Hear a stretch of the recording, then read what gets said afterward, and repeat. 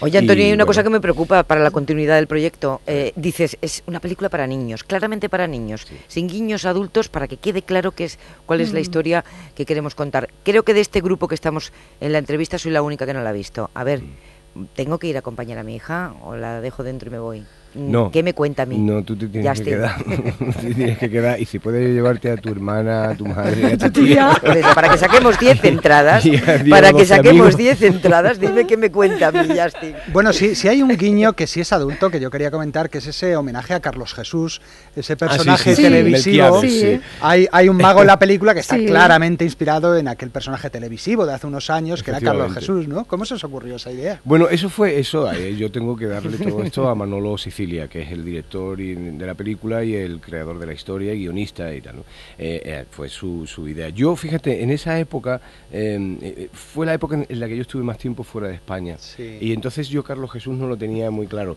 Entonces cuando me lo explicaban, me decían, no, es que esto es como Carlos Jesús. Y decía, ¿quién es Carlos Jesús? Y finalmente me pusieron un vídeo de Carlos Jesús y ya entendí que era un extraterrestre que estaba visitando la Tierra y tal. Y digo, bueno, entonces vale, ya, de acuerdo, lo Antonio, entiendo. Me cuadra. el otro día te oí en una entrevista, te leí, mejor dicho, en una entrevista decías, cuando Melanie me ve viendo películas de animación, no acaba de entender mi afición por los dibujos, Sí. y a veces cuando ella entra en el salón, cambio inmediatamente y pongo el fútbol. Sí, ¿verdad? Para que no Ay, me qué diga, bueno. pero Antonio, ¿qué haces viendo animación? ¿Melanie ha visto ya Justin? No, todavía no. Mi familia todavía no lo ha visto. Han visto pequeñas cositas que yo tenía en Los Ángeles, cositas que me iba llevando de tal, y les sorprende mucho, incluso a mis hijos. Mis hijos son los más expertos, especialmente Estela, que ha pillado esa época de la transformación realmente tecnológica del cine de animación, que empieza hace como 20 años, pero ella pues es la niña que ha visto pues todas las grandes películas, ¿no? Sí. de animación en la edad, ¿no? En la que tenía que verlas, ¿no? Y ella me decía que le sorprendía muchísimo. ¿Esto lo estás haciendo tú? ¿Esto es una empresa tuya, papá? Me preguntaba. Pero sí, yo soy aficionado al mundo de la animación. Me parece un universo increíble. Y Melanie no. Melanie no tanto. Melanie le gusta la realidad, los actores de carne y hueso y tal. Pero yo soy un enamorado también de las propias historias. Cuenten como se cuenten. Antonio, ¿podemos hablar de Dakota Johnson un momento? Porque estos Sí. días está siendo noticia, ha sido la escogida para 50 sombras de Grey. Sí. Y ella siempre está muy agradecida al papel que tú le diste en Locos en Alabama, porque fue la primera vez que ella aparecía en una película. ¿Eres el responsable de la vocación artística de Dakota? No, sin duda no. No, sí, efectivamente. Yo creo que algo debe haber, ¿eh? Bueno, no, pero no ya, por mí, tú date cuenta que ella es nieta de actriz, Sí. hija de dos actores, Sí. su padre biológico es actor, su padrastro. A mí me llama Paponio. ¿Paponio? Sí, es la unión de ¿Paponio? papá y Antonio. Y me dice Paponio. Pero no, Dakota, lo que sí ha tenido, por si queda alguna duda, es que he leído algún comentario estos días sobre el hecho de que le hayan otorgado este personaje.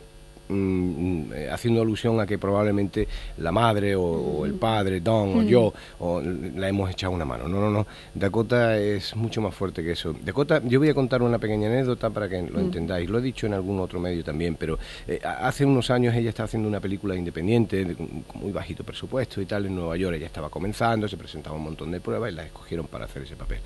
La madre y yo habíamos pasado por Nueva York y nos invitó ella y la productora de la película, una chica, nos invitaron a ver algún material.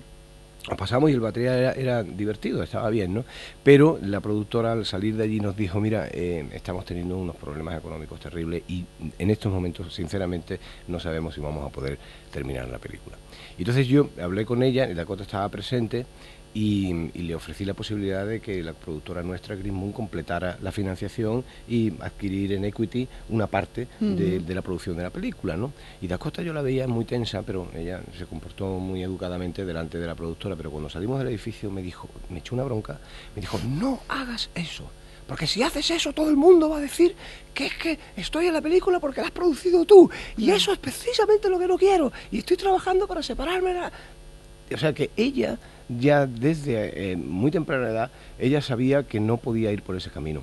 Y no, es una chica que ha seguido todas las líneas que siguen todos los actores en términos de competitividad que llegan a Hollywood. Se ha presentado a un montón de audiciones, la han votado para afuera, le han dado personajes. El año pasado ya estuvo haciendo una serie de televisión donde ella personalmente obtuvo un gran éxito, se llamaba Ben and Kate, y estaba fantástica.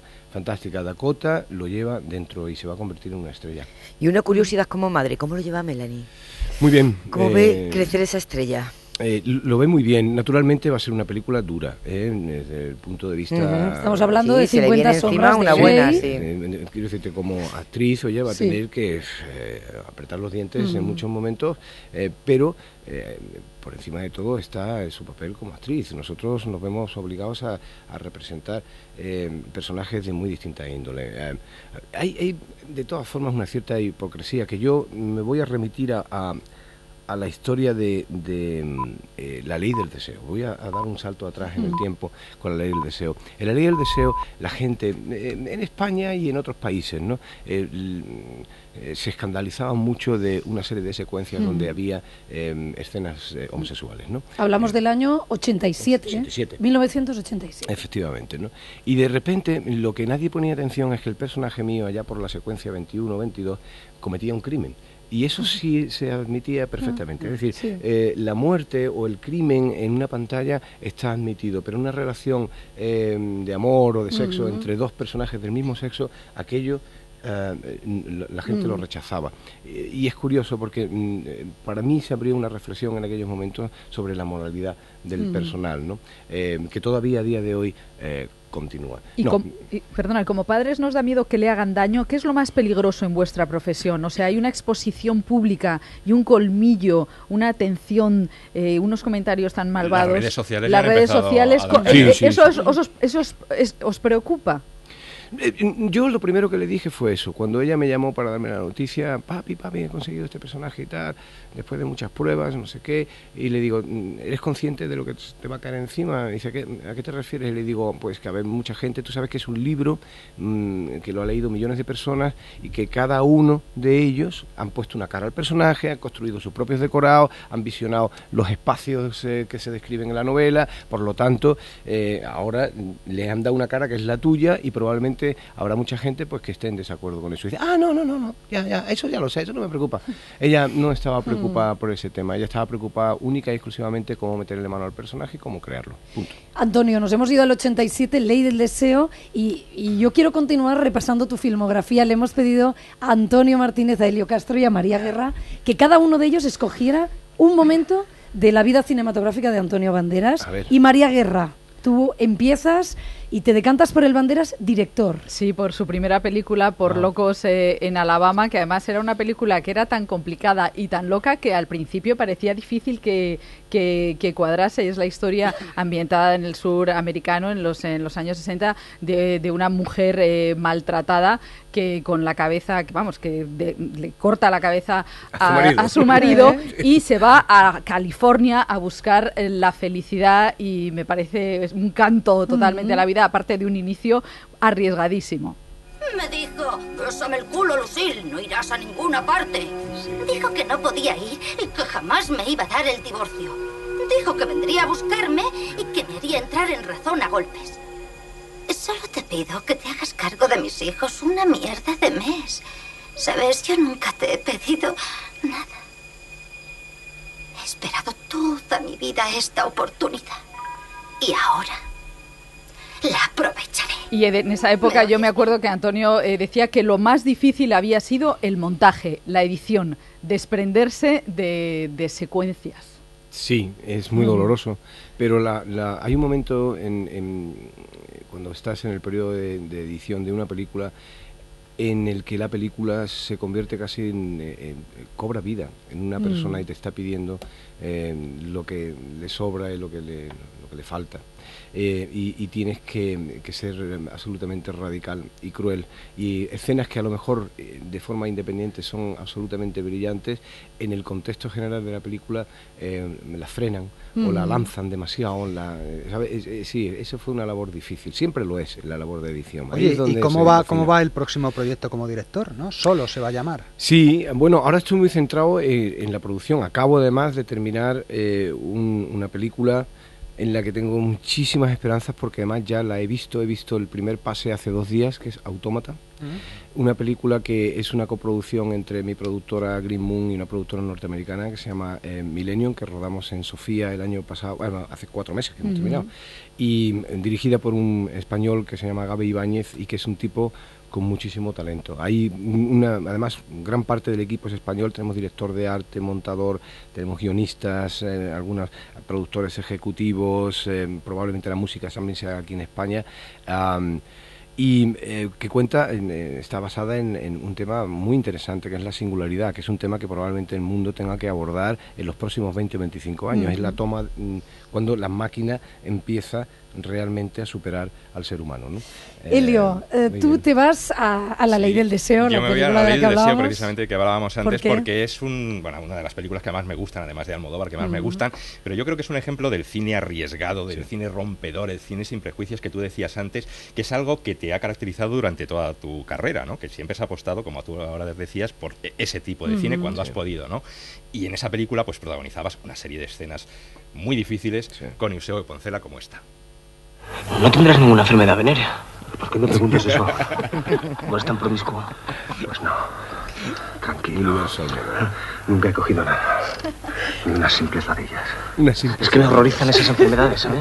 Oye, si quieres Año lo dejamos. 1987, hablábamos hace un momento de La Ley del Deseo, y tú, Antonio Martínez, prefieres al Banderas cantante, te has ido al musical. Bueno, yo he cogido Los Reyes del Mambo porque Sí. me permitía matar 2 pájaros de un tiro. Sí. Primero está la faceta, porque ahí cantaba Bella María de Sí. mi corazón, cantaba Sí, sí. Antonio, que lo hace muy bien, le hemos visto cantar en Evita, en Desperado, en el musical Nine, por ejemplo.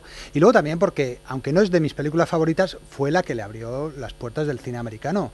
Nosotros no recordábamos, porque ya estábamos en esto, cuando Antonio recibió esa oferta para ir a rodar allí, que no sabía inglés y que se puso como un loco a estudiar inglés a todo meter para aceptar ese reto tan difícil de rodar una película en Estados Unidos. Yo me acuerdo del día del estreno de la película en Nueva York, que hubo escenas las que no eran mías que yo no las entendía. Estaba viendo una película mía de la que no podía, porque no Qué hablaba español inglés. es eso, Antonio. Sí, sí, Qué español, desgraciadamente. No era, ahí fui un Quijote total, total. Qué español, que ya sabes, la de bromas que se han hecho con el inglés de Ana Botella. Sí, he Y oído ella acaba algo, de he oído alguna declarar, cosilla las por acepto ahí. bien porque entiendo que es el humor español, dice, y más de una vez me he reído de Bueno, mí mismo. pero Porque eso- la pues mitad eso de los es que se ríen deportivo. no saben hablar inglés. ¿Eh? La mitad de los que se reían de Ana Botella, del inglés de Ana Botella, No saben hablar no inglés. saben hablar Sí, inglés. los que más me han criticado a mí en inglés eran gente que no hablaban inglés, ¿Ah, ¿cierto? Sí. Los americanos no me han criticado mucho. De hecho, en algún momento incluso me han dicho, no pierdas el acento. Tom Hanks me dijo eso. ¿Qué te dijo? Me dijo, te van a dar mucha tela con esto, pero no pierdas el acento porque es una de tus características. La gente te reconocerá por eso. Años después, cuando me llaman para hacer Puss in Boots, el gato con botas, me di cuenta de lo que estaba diciendo. Me llamaron para hacer el gato con botas, pero mi voz se había convertido en algo muy, muy específico, muy característico que la gente reconocía inmediatamente, ¿no? Que me llamasen para hacer, además, una película donde solamente se iba a hacer uso de mi voz, era una cosa alucinante. Si yo, cuando llegué a los Estados Unidos, me hubieran dicho eso, que solamente iba a usar mi voz en una película, hubiera dicho, loco, Oye, ¿no? Antonio, Sí. te voy a hacer una comparación que no sé si te va a gustar, pero de esta selección que han traído María, Antonio y Elio, esta selección permite decir que Antonio Banderas es como el cerdo, se aprovecha todo de ti, hijo mío. La voz, la dirección, delante de la Hasta pantalla, las sandalias, detrás. ¿no? Claro, es muy aprovechable. Sí, he hecho muchas cosas, y si vuelvo la vista atrás, me produce una cierta satisfacción en cualquier caso. Me gusta eso. Quizá tú has comentado antes, no lo de Nine. El momento de todas formas más feliz de mi carrera como profesional en los Estados Unidos fue el año que estuve en Broadway. Ese fue otro riesgo grande, ¿eh? Yo me acuerdo el día de la primera preview en el teatro, había una bombilla roja que se tenía que apagar.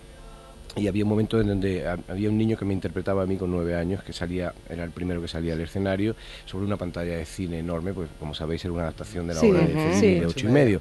Y entonces, nada, eso eran aproximadamente unos 30 segundos, pero yo recuerdo mirar aquella luz y decir, ¿yo qué estoy haciendo aquí, Dios mío? Tengo que hablar 2 horas 45 minutos en inglés, tengo que cantar 14 canciones sin pregrabados, sin nada, y estoy en Broadway, me van a crucificar en Times Square en cuestión de minutos. Esto ya es una Yo te vi, Antonio, te aplaudí desde la platea. ¿Tú estuviste ahí? Yo estuve, no en la preview, ni mucho menos, pero estuve viendo cuando Melanie estaba interpretando a Chicago en la otra acera.